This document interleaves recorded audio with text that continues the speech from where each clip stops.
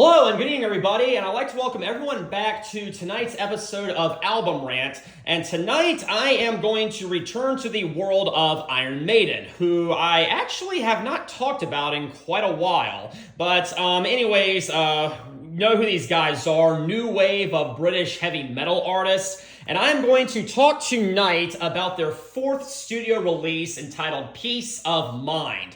It's not P-E-A-C-E, peace of mind. It's P-I-E-C-E, peace of mind. And that's kind of a pun because you can see right there in the picture, Eddie, who is the band's mascot, is missing part of his mind because it looks like he's in an institution and he has undergone a lobotomy.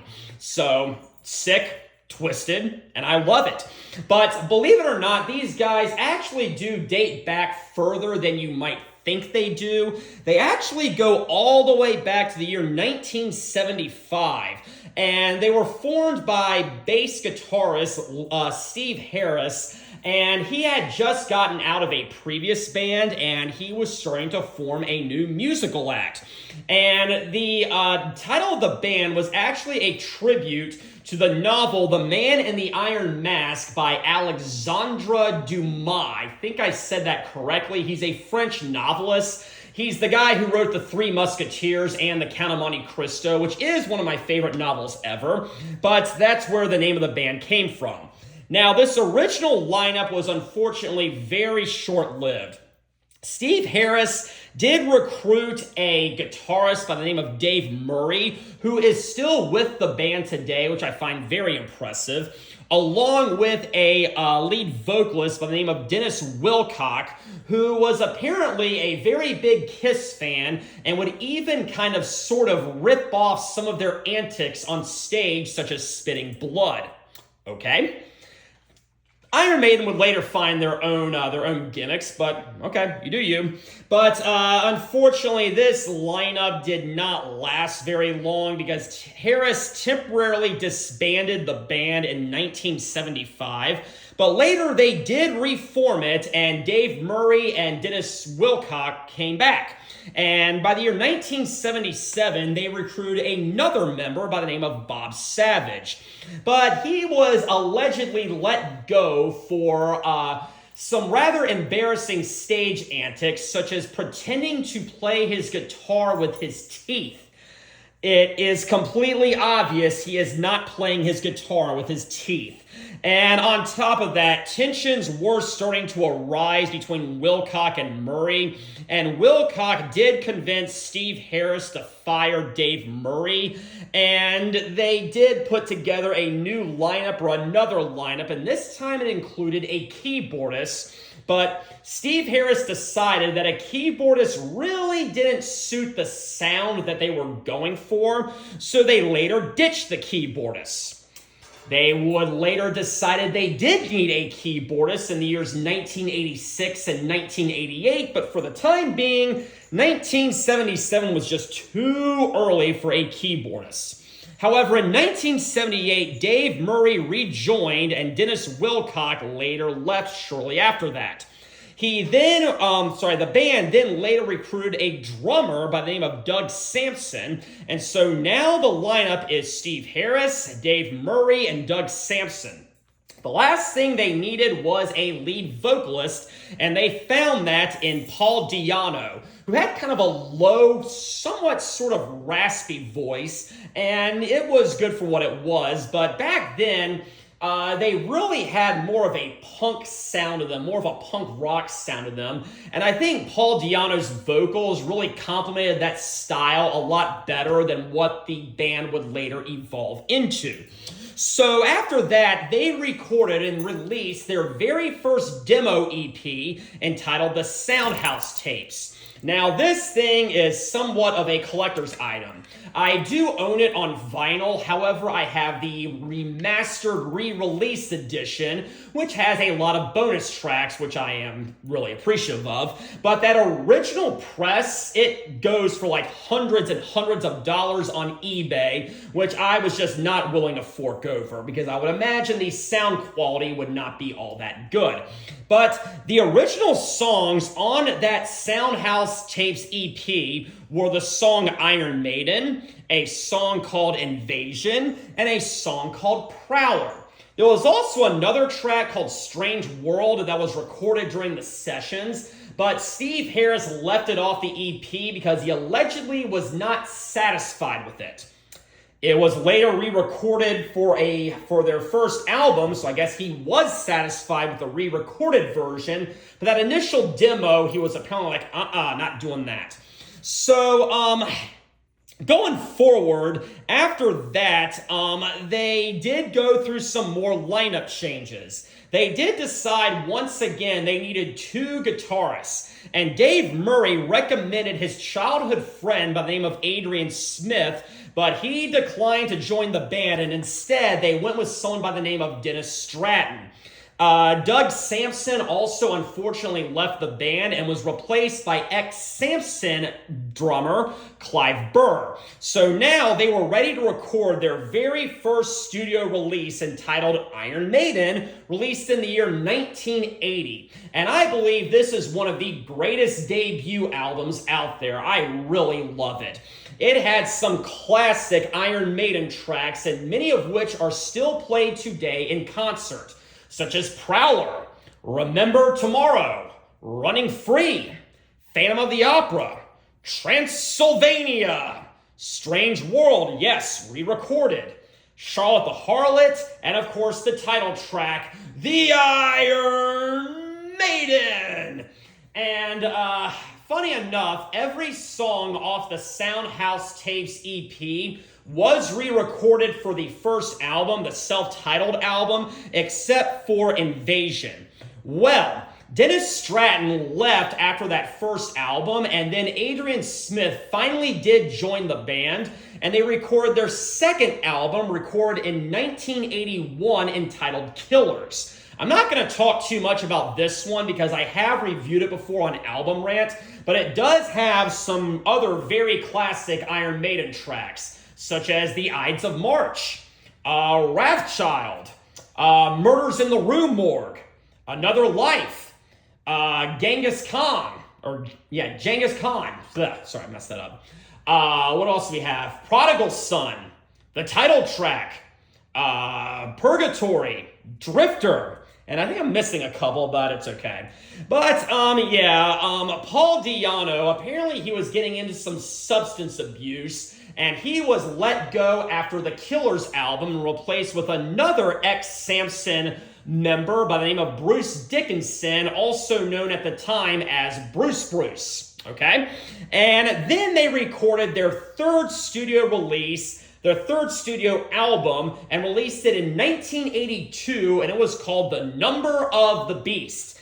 And it was an absolute, no pun intended, beast, because I think it is one of their best albums ever. And it was actually the 6th episode of Album Rant I ever did. But the tracks off of that album were Invaders, Children of the Damned, The Prisoner, 22 Acacia Avenue, the title track, Run to the Hills, Gangland, and Hallowed Be Thy Name. And so by this point, the band had put out 3 very, very absolutely killer beast-like albums. And it seems like they were really just on a roll and just knocking out hit after hit after hit. Well, this would prove to be the last album with Clive Burr, and he was replaced for the 4th studio release, the 4th studio album, by someone by the name of Nicko McBrain, and that brings me to where we are today, the album itself, Peace of Mind. And this was actually the very first Iron Maiden album I ever heard in its entirety. I was recommended the band Iron Maiden by somebody else because at the time I was just getting into Judas Priest, and someone else was like, man, if you love Judas Priest, you'll love Iron Maiden. So then I went on to Napster and I tried to download a couple of songs, and I only got like the first 30 seconds of them.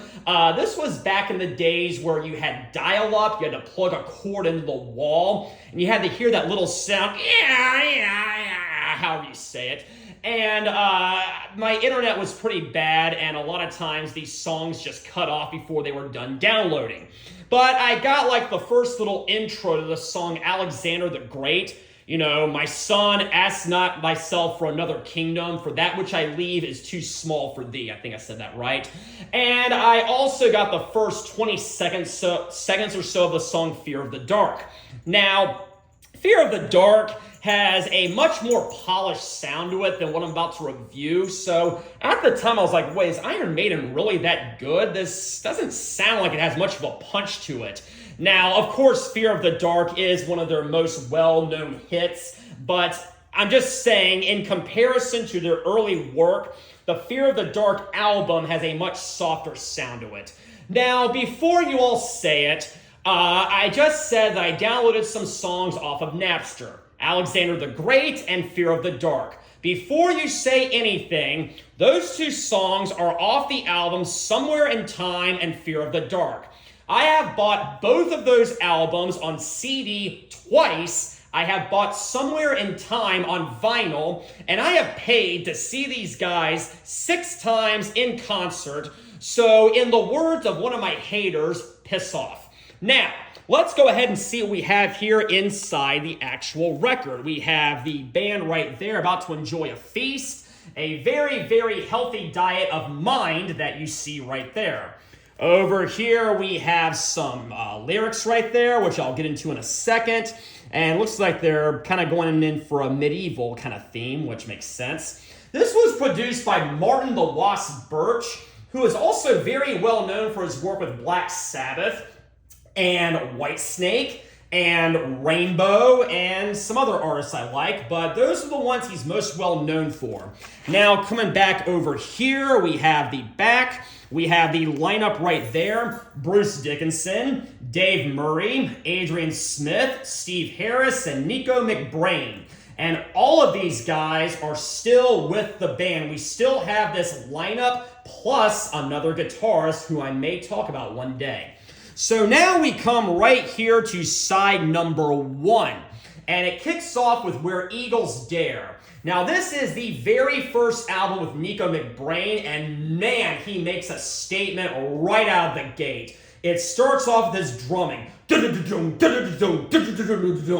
And from the very opening intro of Where Eagles Dare, when I first heard this album, I was absolutely hooked.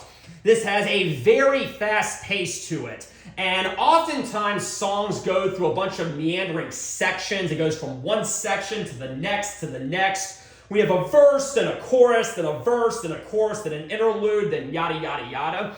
This one never really lets up. It never really gives the listener a chance to breathe. And that is what I love so much about it. The rhythm is absolutely phenomenal. And it is one of my absolute favorite Iron Maiden tracks, okay? The lyrics are absolutely amazing. It's snowing outside, the rumbling sound of engines roar in the night. The mission is near, the confident men are waiting to drop from the sky. The blizzard goes on, but still they must fly. No one should go where eagles dare. And I really said that awfully. I'm really sorry, guys. But Bruce is on point. The entire band is on point. And just what I love so much about this song is it just never stops. It just never really deviates that much from that rhythm, from that beat, from that riff. And that is what I love so much about it. There is a brief little interlude in the middle where it gets a little bit soft. It's still maintaining the same rhythm. It is still maintaining the same beat, but it does kind of get a little bit soft in the middle, but that is very short-lived because it starts picking up again and picking up again and picking up again, and it just starts rocking from there all the way to the very end. And Where Eagles Dare is, like I said, one of my very favorite Iron Maiden tracks. Now we come to the second song entitled Revelations. And I believe this was the very first song that was written solely by lead vocalist Bruce Dickinson. And this one is a little bit slower. I mean, it starts off, it's like, do-no-no-no, do-no-no-no, don't. And, I mean, it's a pretty good intro, and I've heard them play this, I think, three times in concert. And it's always fun after that intro happens, and the song kind of starts picking up and getting into gear, and it just kind of goes, do-no-no-no. And it's the audience always joins in and starts banging their fists and going, hey, hey, and it's just really fun, I'll just say that.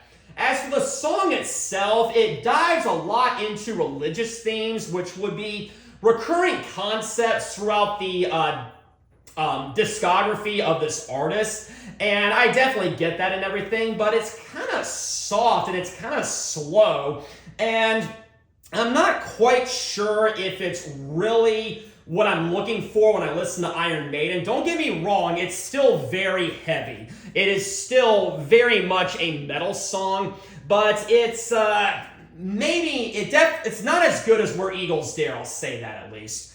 But yeah, I mean, it's about 6 minutes or so, and it's pretty solid, but you know, I do have some nitpicks with it. But then we come to the third track entitled Flight of Icarus, which of course is based off the legend of Icarus. He created wax wings and he started flying through the sky, but he flew too close to the sun and the wings melted and he collapsed, crashed, and burned. Now, this was released as a single, and it actually did receive some MTV play, believe it or not. This was the very first single release that was not written in any way by Steve Harris. Steve Harris did write the majority of their music, but not all of it. This was written by Adrian Smith and Bruce Dickinson, and it only goes about 3 minutes or so, but it's also kind of got it has kind of a slow beat to it. It's got kind of a slow rhythm to it. It's like don. And I mean, it's trying to be epic in scope and everything, but it may not quite reach its full potential. And there were some criticisms of it by music critics, and one person actually said the song is plodding rather than powerful.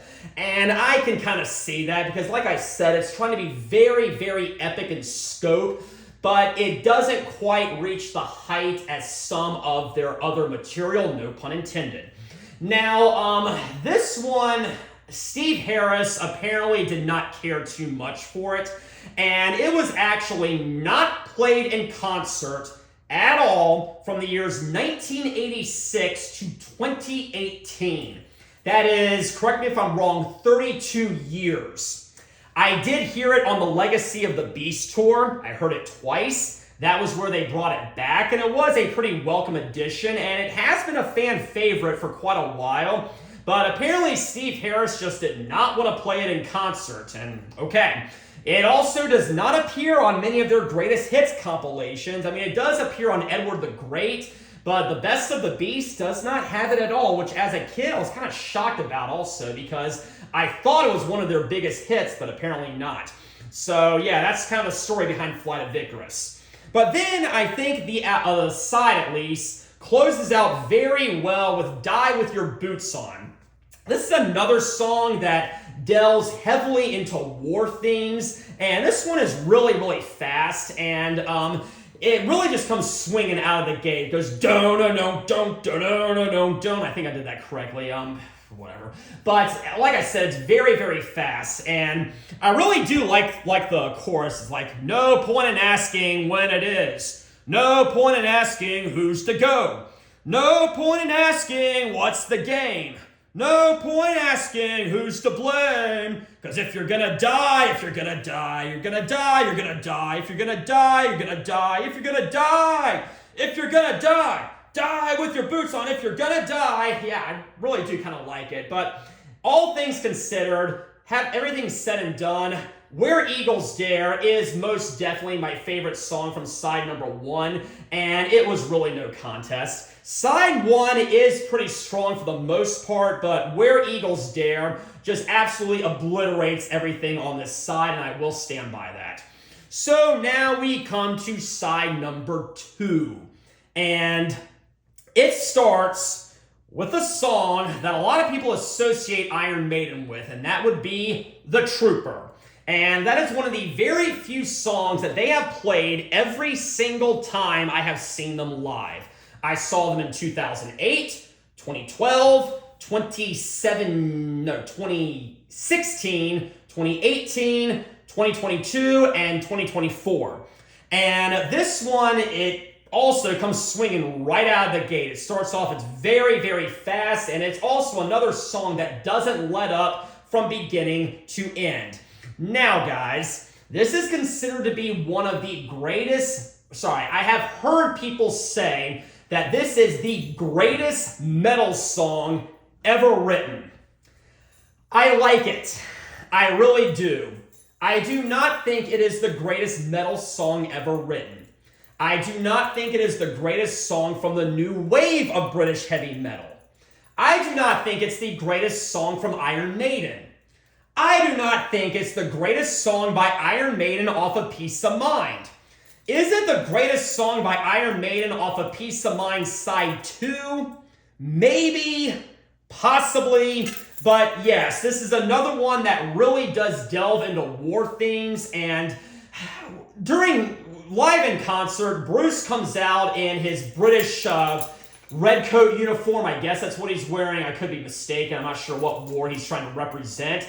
And he runs around and he flies the British flag. And, you know, I gotta respect him for taking pride in his country and everything, and that's definitely a nice touch. I mean, I'm not gonna complain about the stage antics at all. And like I said, I do really like this song, but I don't think I like it as much as some other people. But, you know, as I said, the lyrics, like I said, they come out just swinging right out of the gate. You'll take my life, but I'll take yours too. You'll fire your musket, but I'll run you through. So when you're waiting for the next attack, you better stand, there's no turning back. The bugle sounds, the charge begins, but on this battlefield, no one wins. The smell of acrid smoke and horse's breath as I plunge into certain death. And of course, you know, it goes, oh,